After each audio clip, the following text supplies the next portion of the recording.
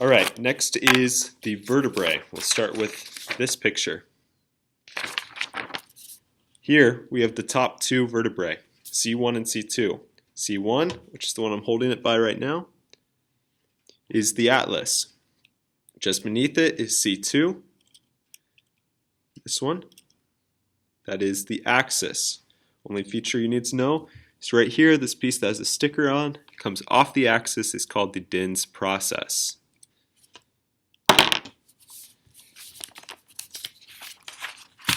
Now moving on to our normal ones.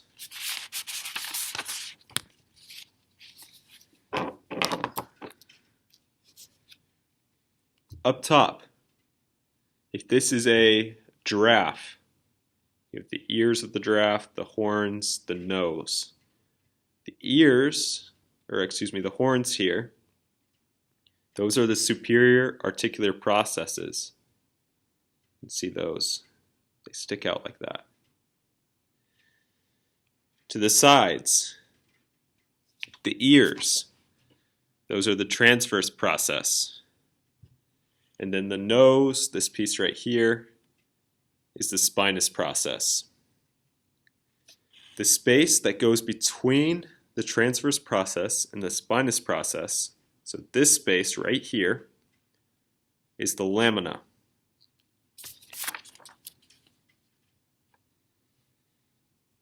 This right here that I'm holding it by is the body. That's the main part of the vertebrae that stacks on top of the other ones.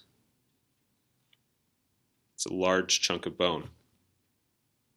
Between the body and the transverse processes, there is a space. This space, this connector, this bridge, whatever you want to call it, is the pedicle.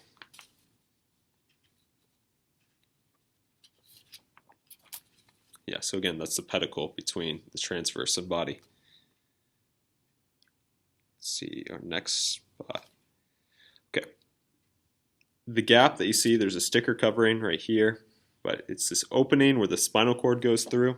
That is the vertebral foramen.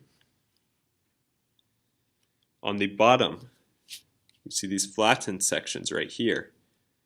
They kind of stick out a little bit right here.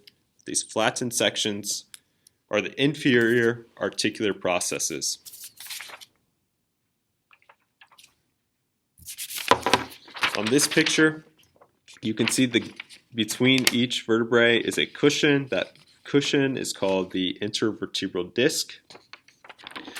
And when two vertebrae are stacked on top of each other, I know these don't fit exactly, but sort of like this, see there's a hole formed between the inferior articular facets and the superior articular facets. When those two come together, there is an opening that's formed. That is the intervertebral foramen. Our last part is at the bottom. You have the sacrum.